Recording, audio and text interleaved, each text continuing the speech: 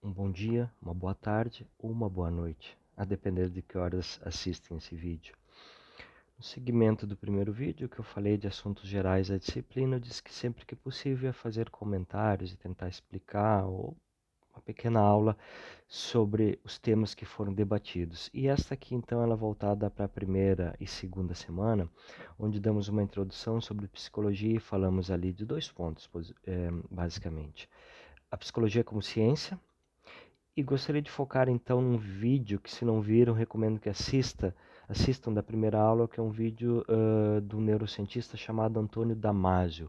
O título do vídeo é Em Busca de Compreender a Consciência, é uma palestra na TED Talks, que é uma empresa que promove pequenas palestras com personalidades ao redor do mundo. E então vou tentar focar essas duas coisas.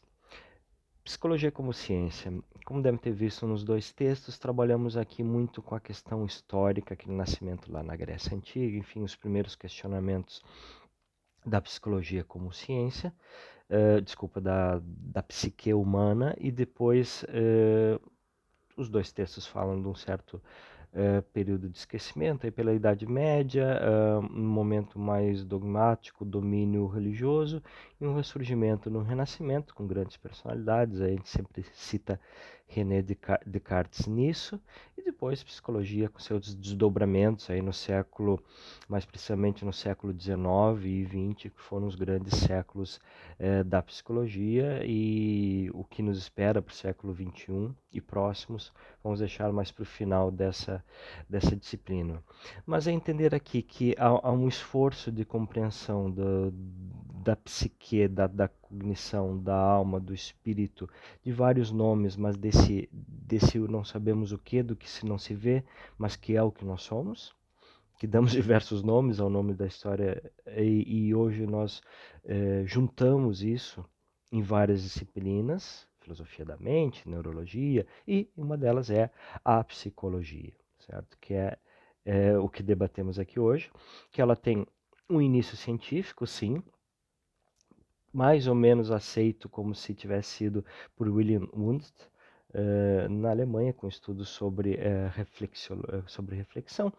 Eram estudos onde as pessoas eram convidadas a pensar no seu próprio pensamento, nas coisas que viam mentalmente e descrever o que estavam vendo. Era um método utilizado por ele na época.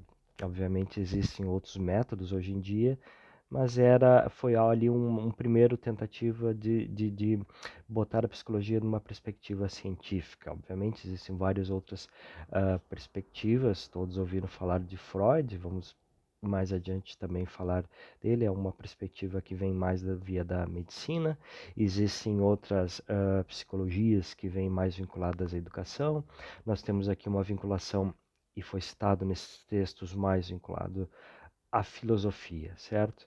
Então, quando nós falamos de psicologia, é importante que fique que não há um nascimento único, e isso se desenvolveu e gerou a ciência como tal. Mas eu enxergo a psicologia como várias correntes, certo?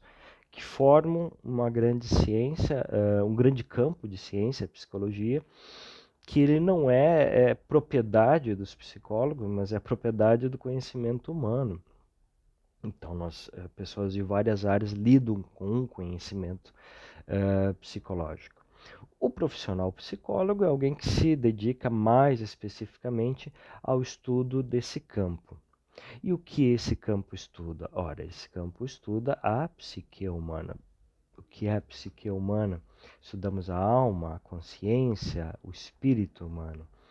Por mais que seja possível fazer uma identificação dessas coisas, a explicação mais pura, simples e clara que eu tenho para trazer para vocês aqui é simplesmente uma metáfora com as máquinas que nós lidamos cotidianamente, os computadores, certo? Há um hardware. Nós temos um hardware, uma estrutura de transistores e chips e processadores, eh, que é o cérebro, certo? Mas para além desse cérebro, nós temos aqui um software que é executado por esse hardware. Há algo que ocorre ali que não está propriamente no hardware. Né? Eu não consigo ver um texto, uma imagem ou um vídeo a partir da visualização do hardware. Então, nessa analogia que eu utilizo aqui, o psicólogo trabalha com o software, certo? Nós trabalhamos com o código, aonde nós pouco sabemos sobre a linguagem de programação. Nós temos ainda já a capacidade de alterar alguns processos desse código, mas especificamente ainda é muito complexo, tanto quanto o hardware. Porque, obviamente, a diferença dos nossos computadores, não fomos nós que construímos o hardware e criamos esse código. Nós estamos aqui recém tentando interpretar como isso funciona. Como bem deve ter percebido, aqui também em vários pontos a psicologia se aproxima do que é a religião, certo? Então, por favor, não interpretem mal quando eu me aproximar desses pontos. Aqui o debate não é religioso, é científico, mas sim haverão elementos, por exemplo, eu citei alma, espírito, que são coisas debatidas dentro das diversas religiões do mundo, mas que a psicologia se aproxima em algum momento para tentar nomear o que é aquilo. E dentro desses pontos há um aspecto interessante que eu queria aqui falar por último, que é a consciência, que foi debatido pelo Antônio Damasio, esse eminente neurologista português, que nos traz aqui a sua percepção a respeito do que é a consciência. Mas eu só queria chamar a atenção de vocês para duas coisas, que é a questão do como surge essa consciência, o acordar todo dia, um ato muito simples, mas também liga-se um processo de consciência, como eu mantenho a consciência ao longo do tempo, o que é isso, e eu gosto muito da ideia do eu, o self é o eu, e duas palavras, uma delas é estranha, que é mesmice e continuidade. Mesmice é eu me reconhecer como o mesmo de ontem, certo? Aquela mesma pessoa que esteve ontem aqui nesse corpo, eu mesmo esteve antes de ontem e desde a minha infância. E é contínua, uma continuidade no tempo. Então, uma ideia de unidade de eu. E essa unidade de eu é algo bastante complexo e ele falava ali de mapas. O que são esses mapas mentais do eu? A nível de corpo unicamente, nós temos mapas da nossa personalidade que identifica, esse cara sou eu. Por exemplo, quando as pessoas perdem um membro, certo, são amputadas, elas continuam cognitivamente, mentalmente, com a ideia de que aquele membro existe. Então, há muitos anos atrás, eu estava atendendo uma pessoa no hospital, era um senhor amputado, e eu sentei no local onde estaria a perna dele para conversar com ele, ele disse, cuidado minha perna. Eu não conhecia a ideia do membro fantasma na época, depois eu fui estudar, obviamente, e descobri que ele sentia aquela perna, ele tinha coceira na perna e intuitivamente, quer dizer, automaticamente, quando viu que eu me aproximava do lugar onde estaria a perna, me alertou. Porque aquele mapa mental dele, da identidade dele, do eu dele, estava ali. Então, em termos de consciência, nós temos essa estrutura que percebe o eu como alguém que existe constante ao longo do tempo.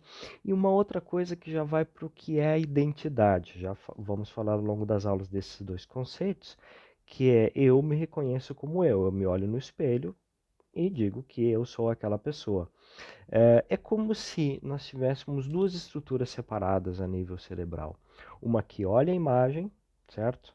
Que é a própria imagem, e outra que vem e olha aquilo, ou seja, uma que mostra aquela imagem no espelho e outra que reconhece. Então, é como duas vozes aqui trabalhando e conversando dentro do nosso próprio cérebro.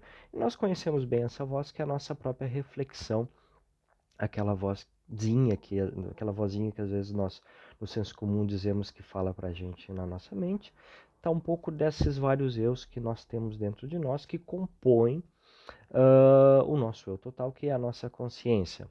Outro aspecto interessante é falar que ele fala ali de níveis de consciência. Existem consciências mais evoluídas, como a humana, mas ele não descarta, a visão do cientista, a possibilidade de uma consciência animal. Mas o que nos dá a nossa consciência tão elaborada é o córtex. Então vamos entrar aqui em neuroanatomia, mas o córtex cerebral é aquela parte que nós vemos, como vemos quando vocês evocam a figura do cérebro, aquela parte toda rugosinha, cheira como um papel dobrado, aquilo é o córtex cerebral. Realmente é ali onde ocorre a magia da nossa complexidade de consciência, certo? Ou seja, em níveis mais básicos está uma consciência mais básica, em nível mais aquele nível, topicamente falando, ou seja, na parte de cima do cérebro, está a complexidade do nosso pensamento.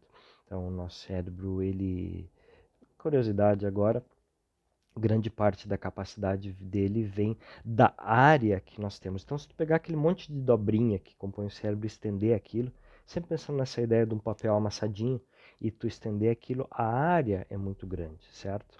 Porque os neurônios eles estão mais na parte de cima, é o que nós chamamos de matéria cinzenta. A parte de baixo são mais os cabos dos neurônios, mas eles estariam na superfície daquela área. Tá?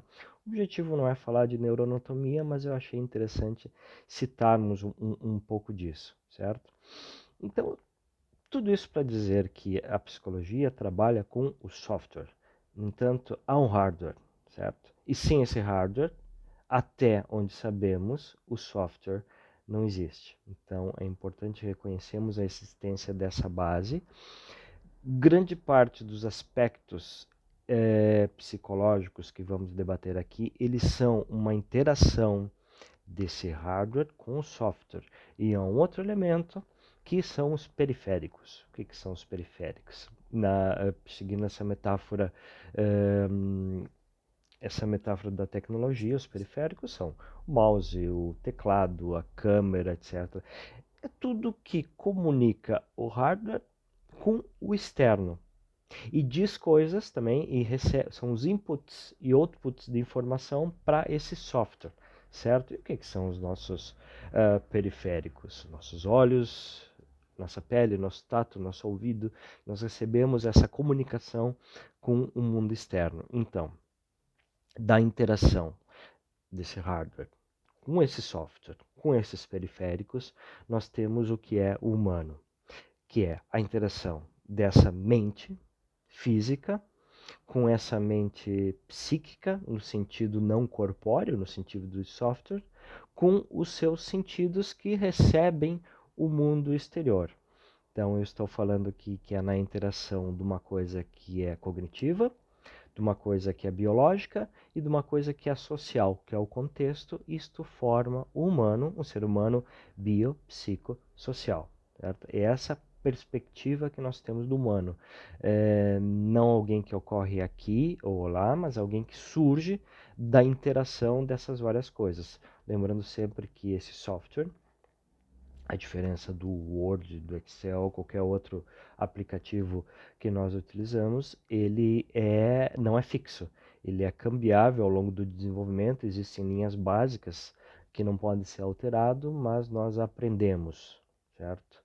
Nós aprendemos e esse aprendizado altera o código do nosso software até um determinado limite, obviamente, mas sim ele altera. Então, nós podemos ter aqui alteração de comportamento, mas há coisas que são base. O que é base, o que é alterável, ainda também é algo muito difícil de determinar, certo? Como vocês notaram, já para finalizar aqui, muito se sabe, mas muito há para saber ainda do que é a psicologia humana. Então, obrigado e, como sempre, uma continuação de boa tarde, bom dia, boa tarde e boa noite.